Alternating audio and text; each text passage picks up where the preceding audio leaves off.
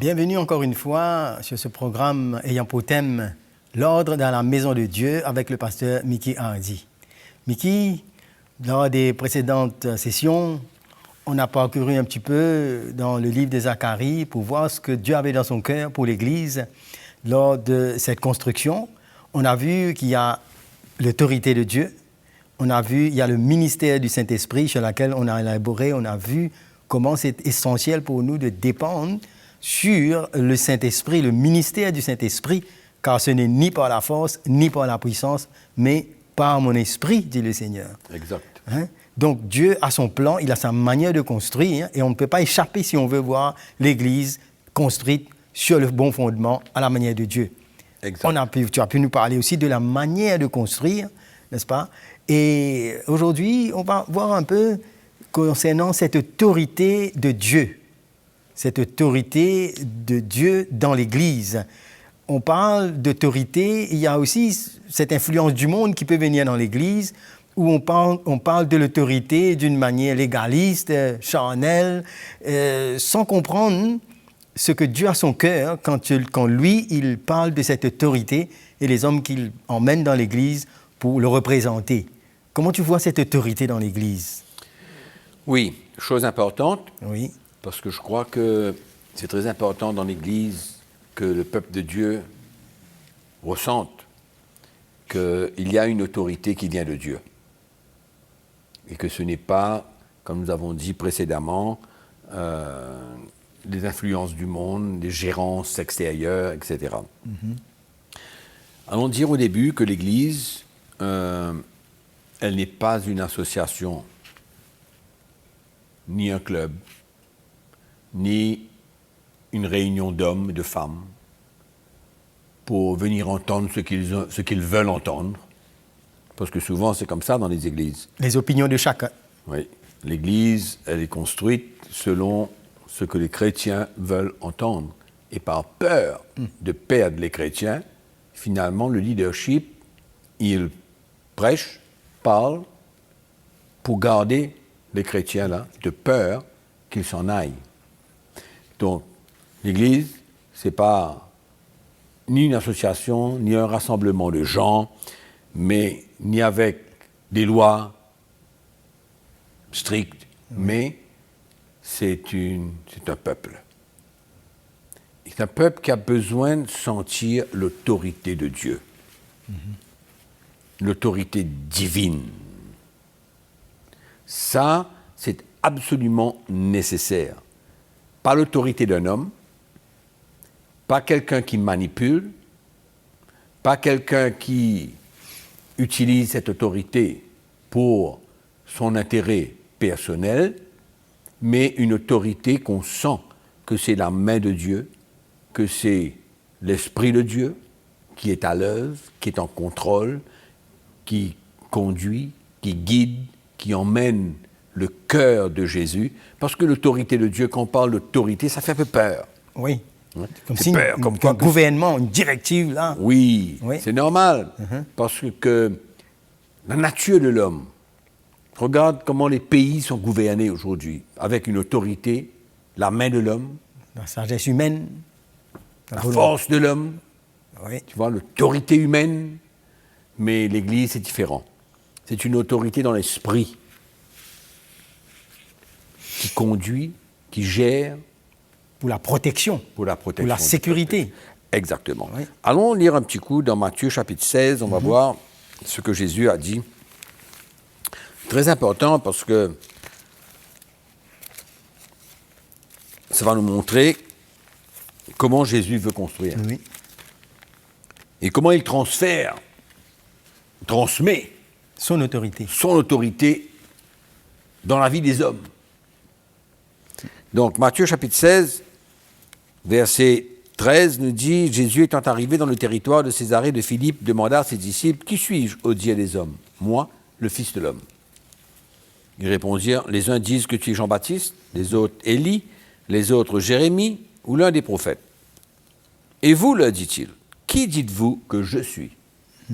Simon-Pierre répondit « Tu es le Christ, le Fils du Dieu vivant. » Jésus, reprenant la parole, lui dit « Mais tu es heureux, Simon, fils de Jonas, car ce ne sont pas la chair et le sang qui t'ont révélé cela. » Ce n'est pas la chair, ce n'est pas le sang qui t'ont révélé cela.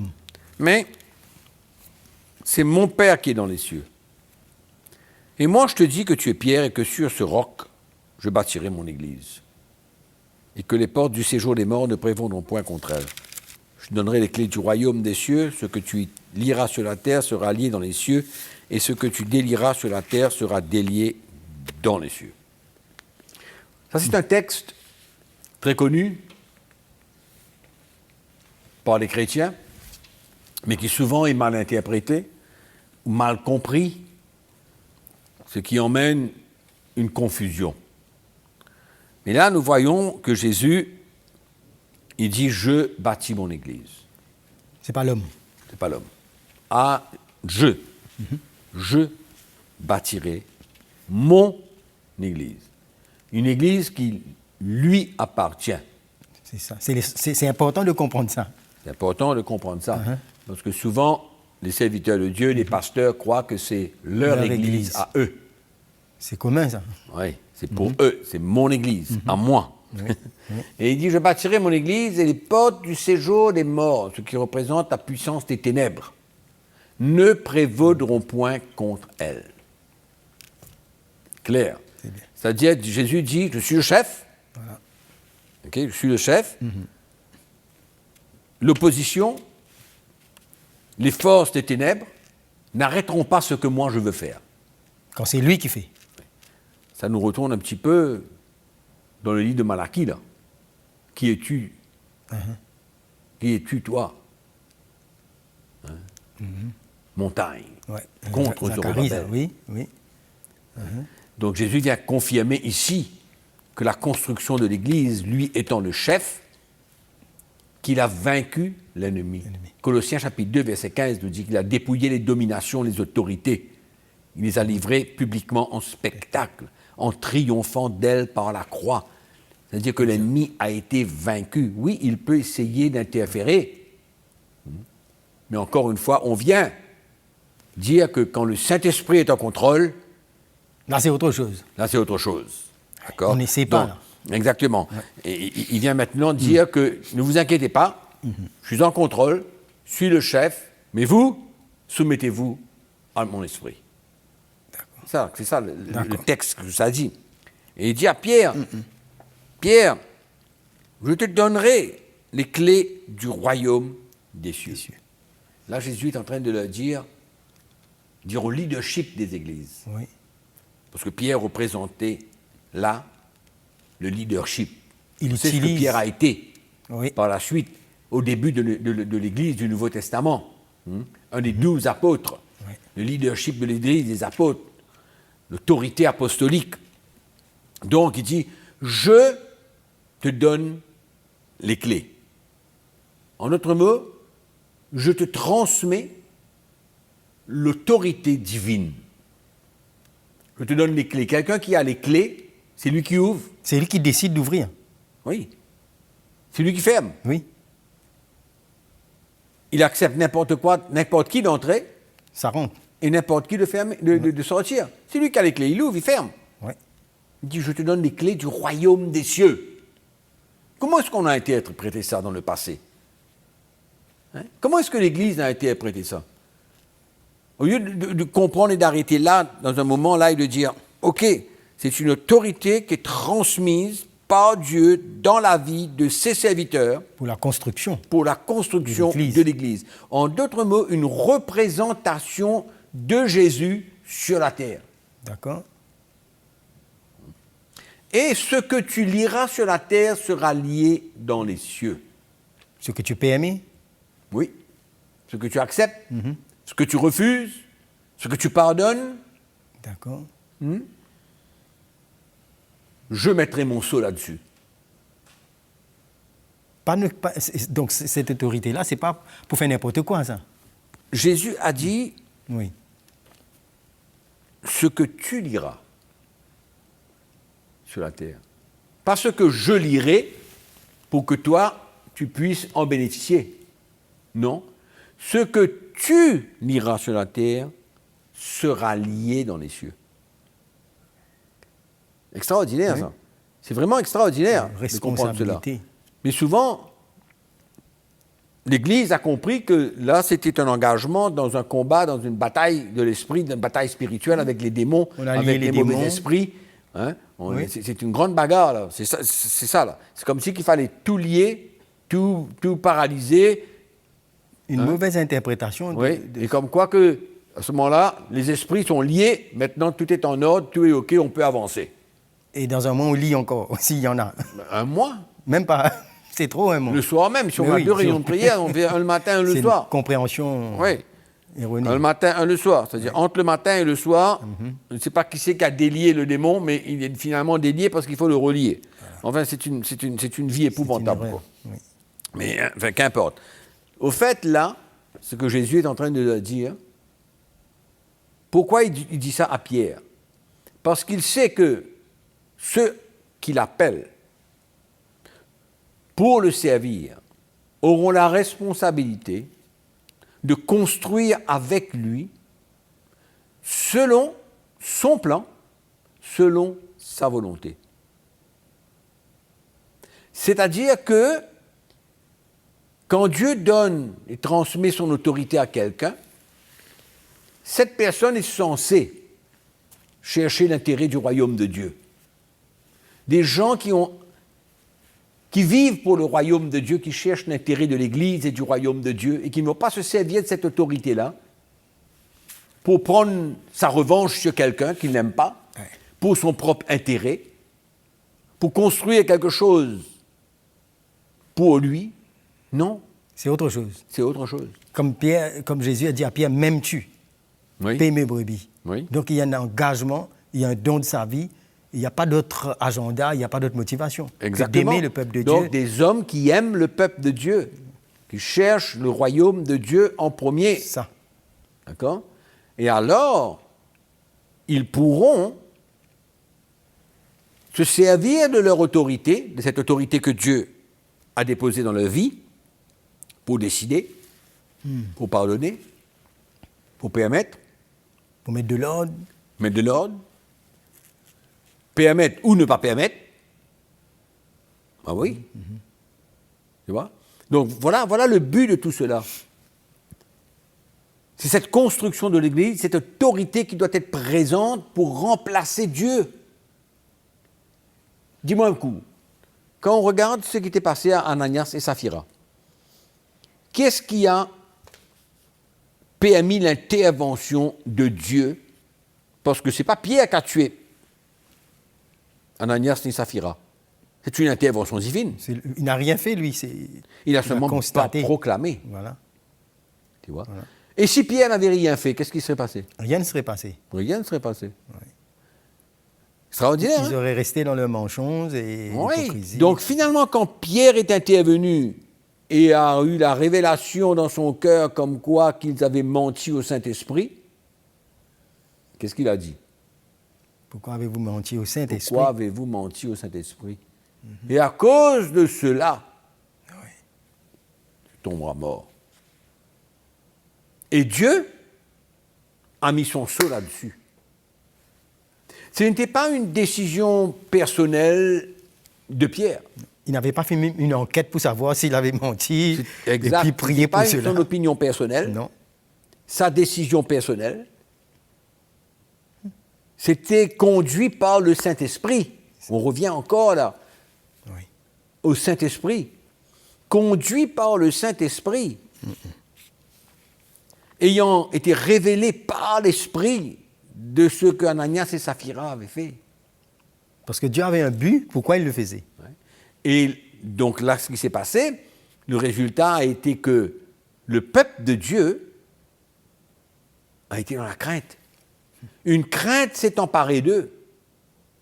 Comme quoi que Dieu se sert d'une situation incompréhensible peut-être, pas selon la sagesse de l'homme, non. Si Pierre là avait agi selon la sagesse de l'homme, ben, il n'aurait rien proclamé. Il aurait raisonné. Il aurait raisonné, il aurait expliqué. C'est vrai. Donc, il y a des moments où Dieu veut agir de certaines manières, où il a besoin des hommes pour proclamer ça. certaines choses, pour agir dans certaines situations, pour amener l'ordre dans certaines situations, l'ordre spirituel de Dieu. Et c'est pourquoi il y a des hommes qui ont besoin d'être ouverts, prêts, sensibles. Il a les clés. Et ce n'est pas n'importe qui fait ça. Non. Ce sont des hommes que Jésus lui-même a choisis, Exactement. avec une autorité qui vient de lui. Exactement. Ça doit être bien clair. C'est pourquoi nous ne pouvons pas simplement juste regarder n'importe qui. N'importe qui. Regardez dans la parole de Dieu, voilà ce que Pierre a fait, lui aussi il fait. Ah mais non. Dernièrement, j'ai entendu un pasteur qui disait, parce que les gens étaient contre lui et contre son Église, il allait faire descendre du feu du ciel pour les éliminer tous. Ça n'a pas de fondement, ça. C'est la chair, c'est... Tu vois? C'est incroyable. Alors, il lit quelque chose dans la Bible, et puis, il veut faire pareil. On ne peut pas imiter. C'est pas le cœur du Seigneur, il n'y a pas de imiter. directive. Il faut être conduit par le Saint-Esprit. Amen. Et puis, quand on est conduit par le Saint-Esprit, ayant les clés, l'autorité de Dieu, c'est à nous de déclarer, et Dieu mettra son sceau là-dessus et agira. Amen. Ça, c'est la représentation de Dieu sur la terre. On n'est que des instruments, ceux qui l'appellent. Que des instruments. C'est pourquoi aujourd'hui, Dieu cherche des hommes qui ont l'intérêt pour le royaume de Dieu. Tu ne penses pas que dans la manière que Dieu met de l'ordre, qu'il y a beaucoup d'abus de l'autorité de l'homme dans l'Église? Beaucoup d'abus et beaucoup d'autorité charnelle et beaucoup d'autorité pour se positionner, beaucoup d'autorité pour chercher un respect, beaucoup d'autorité pour manipuler. Je dirais même plus loin, beaucoup d'autorité pour voler. Forcer les gens à faire certaines choses. Et les chrétiens qui n'ont pas cette lumière se soumettent et croient et se laissent faire. Voilà, ils se laissent faire. Parce que pour eux, on leur a dit de se soumettre à l'autorité. Exactement. Mais de quelle autorité? Exactement. Allons regarder un petit coup dans 1 Corinthiens chapitre 5. On va voir ce qui s'est passé avec l'apôtre Paul. Le verset 1 à 5. On lit, on entend dire généralement qu'il y a parmi vous de la débauche, et une débauche telle que ne se rencontre même pas chez les païens. C'est au point que l'un de vous a la femme de son père, et vous êtes enflé d'orgueil, et vous n'avez pas été plutôt dans l'affliction, afin que celui qui a commis cet acte soit ôté du milieu de vous. Pour moi, absent de corps, mais présent d'esprit, j'ai déjà jugé. Comme si j'étais présent. Celui qui a commis un tel acte, au nom du Seigneur Jésus, vous et mon esprit étant assemblés, avec la puissance de notre Seigneur Jésus, qu'un tel homme soit livré à Satan pour la destruction de la chair, afin que l'esprit soit sauvé au jour du Seigneur Jésus. Moi, je vois 3 petits points dedans, importants, peut-être à mentionner. Parce que, on a dit tout à l'heure, il faut avoir une motivation pure dans tout ce qu'on fait pour le royaume de Dieu, quand on transporte l'autorité de Dieu. Le cœur de Dieu. Son cœur de Dieu. Là, on voit que le premier point, c'est que Paul voulait préserver la vérité dans l'Église et la sainteté dans l'Église. La première chose. Éliminer tout levain de la pâte. Un petit peu de levain fait lever toute la pâte.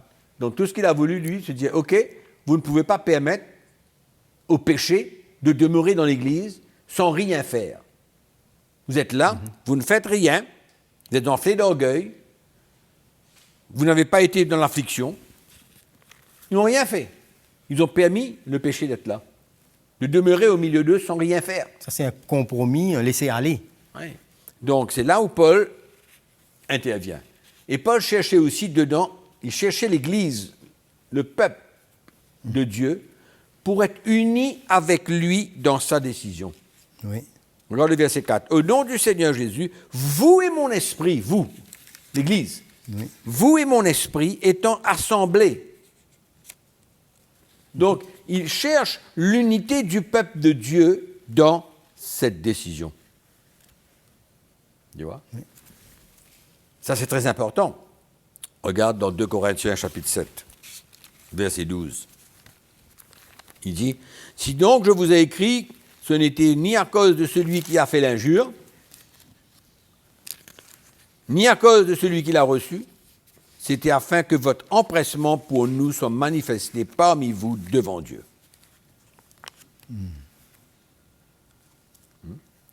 Donc, Paul cherchait toujours l'unité, la compréhension du peuple de Dieu pour faire ce que Dieu lui demande de faire.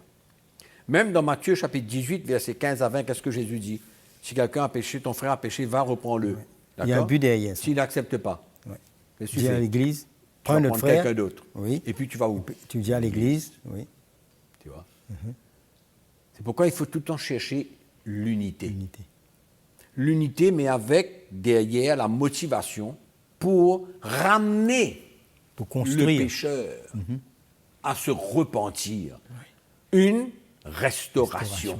C'est un peu ça que Paul dit, mais l'autorité, selon l'autorité que Dieu m'a donnée pour vous construire Et non pas pour détruire. Exact. Donc on revient là, on dit, chapitre 5, le dernier verset, qu'on a lu, qu'un tel homme soit livré à Satan pour la destruction de la chair, afin que l'esprit soit sauvé au jour du Du Seigneur Seigneur Jésus. Jésus. Soit Quel est sauvé. le but final? Pour qu'il soit sauvé. Pour qu'il soit sauvé, Pour le gagner. pour qu'il soit restauré, Oui. pour qu'il se repente. C'est ça l'autorité qui est Tu exercée. vois? Donc, c'est ça l'attitude, la motivation qu'il y a derrière tout cela. Le cœur de Jésus. C'est pas pour détruire quelqu'un.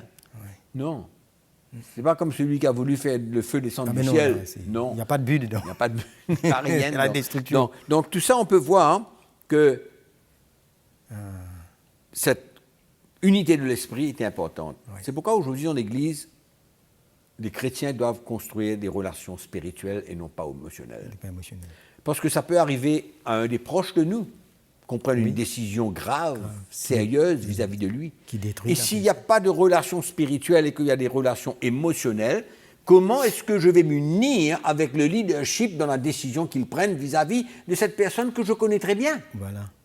qui est peut-être ma soeur, mon frère dans la chair, qui Oui. est peut-être mon ami intime, qui est peut-être quelqu'un de très près de moi.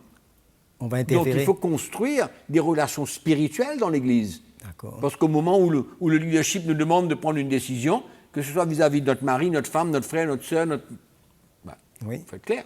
Et je crois que, comme on revient sur Zacharie qui nous parle de grâce pour grâce, comme tu nous as parlé, comment la grâce et la vérité sont venues par Jésus. Et même dans cette discipline, dans cette correction, c'est par la grâce de Dieu, avec un cœur de grâce. Cette autorité vient avec cette grâce. Exactement. Oui. Et ça, c'est important. Oui. Et puis, voyons un petit coup maintenant à qui Dieu a donné cette autorité. Ce n'est pas au commun des mortels dans l'Église. On doit savoir identifier ça. On doit savoir identifier. Et le sont peuple de Dieu a ceux- besoin de ressentir cette autorité. Oui. Et nous voyons dans Éphésiens chapitre 4, verset 11, que Jésus a fait des dons, apôtres, prophètes, évangélistes, pasteurs et enseignants. Et dans Corinthiens, dans l'épître aux Corinthiens, nous pouvons voir chapitre 12, verset 27, la parole de Dieu nous dit « Vous êtes le corps de Christ et vous êtes ses membres, chacun pour sa part. Et Dieu a établi dans l'Église, premièrement des apôtres, deuxièmement des prophètes, troisièmement des enseignants ou docteurs, ensuite les autres. Donc on voit un ordre dans ces ministères. Oui. Il y a 5, apôtres, prophètes, évangélistes, pasteurs Pasteurs, et docteurs, enseignants. enseignants. C'est eux qui représentent l'autorité de l'Église. Eux qui représentent l'autorité de l'Église, selon l'ordre. Il y a un ordre dans ces ministères Que Dieu a établi. que Dieu a établi, tu vois, un ordre d'autorité. Et quelqu'un ne peut pas se présenter avec un titre, avec une étude, avec quoi que ce soit. Voilà. On peut bien apprendre, on peut faire tout ce qu'on veut, mais on n'aura pas cette autorité. Impossible, Parce que ça, impossible. c'est quelque chose qui est donné. Exactement. Soit on l'a, soit on ne l'a pas. Exactement. C'est pourquoi les vrais ont besoin de se faire voir, se faire connaître. Comment? En alignement avec la parole de Dieu. Oui. Paul a posé le fondement. Il y avait un message apostolique dans son cœur. Oui. Hein. Et c'est ça qui était important pour l'Église, pour reconnaître cela. Et on voit l'influence de l'apôtre Paul dans les épîtres. On voit l'influence de l'apôtre Paul dans les églises. Donc, on comprend qu'il y a une autorité, il y a une présence dans l'esprit. Et c'est ça qui est important. Et on voit que Pierre a agi Oui. avec Ananias et Saphira. On voit que l'apôtre Paul a agi vis-à-vis de cette personne. Et dans Timothée, il dit qu'il a livré aussi d'autres personnes à Satan. Oui, oui, pour préserver l'Église, c'était pas pour... Exactement, Oui. c'était pas pour rigoler, Non, c'était pas pour jouir. pour garder la sainteté dans l'Église. Exactement. Oui, oui. Donc on voit ces dons d'autorité, on voit ce transfert d'autorité Oui. que Dieu établit lui-même au sein de l'Église. C'est comme ça, c'est la manière de construire. C'est pourquoi il faut reconnaître entre les vrais et les faux. Voilà. Les vrais ont besoin de transporter une autorité qui est une autorité divine, et on les reconnaît par le message et l'onction de Dieu qui est dans leur vie, pas par le titre, comme tu viens de dire. Oui. Et pour les prophètes, c'est pareil. Oui. Donc il y a une ordre d'autorité des apôtres, des prophètes. Hein. Exactement. Donc c'est clair.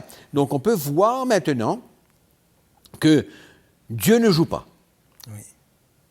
Il n'est pas là pour jouer avec l'Église. Il a un plan bien précis. Il a un plan bien précis. Fondement. Exactement. Établi. Et son autorité Oui. doit être ressentie pour que le peuple de Dieu soit protégé. Et le peuple de Dieu a besoin de ressentir que ces ministères sont des dons de Dieu. Oui. Ce n'est pas quelqu'un qui vient et dit « moi je suis pasteur, moi je suis ceci, moi je suis cela ». Non. Et le peuple de Dieu ressent ça, ressent dans l'esprit Oui, cette autorité qui est présente Amen. dans l'Église. Tu vois. Et c'est ça qui est important. Et ça construit, édifie l'Église. Ça construit, ça Emmène à édifie grandir, l'Église, emmène la maturité. amène la maturité, et en même temps, le peuple de Dieu se sent complètement protégé. Amen. Amen. Protégé. L'autorité que Dieu veut L'autorité mettre dans divine. l'Église. C'est quelque chose de très important dans l'Église, mais qu'on ne retrouve pas dans beaucoup d'églises. Amen. Pourquoi? Parce que les gens ne comprennent pas cette ordre d'autorité, apôtres, prophètes, etc. Et ils sont des pasteurs, et les pasteurs, ils sont l'autorité de leur Église, tu vois, et ils utilisent l'autorité, non pas parce qu'ils l'ont reçue, mais parce qu'ils sont là, et qu'ils s'imposent, et qu'ils décident, et qu'ils font tout. Et qu'il n'y a rien de Dieu dedans, c'est la chair. Il y a un mélange. C'est l'homme. Il y a un mélange. Amen. C'est pourquoi Donc, ces ministères ont besoin d'être retournés, d'être présents à l'Église. Il y a un ordre qui a besoin d'être remis là. voilà. On revient sur cet ordre pour terminer, l'ordre dans la maison de Dieu. Et on a besoin d'accepter cette autorité qui emmène l'ordre, qui amène la crainte de Dieu, qui amène la sainteté et qui amène la paix et la sécurité dans l'Église du Seigneur. Amen. Amen. Donc, l'ordre dans la maison de Dieu, on va revenir encore une prochaine fois pour ce thème et nous vous remercions. Que Dieu vous bénisse.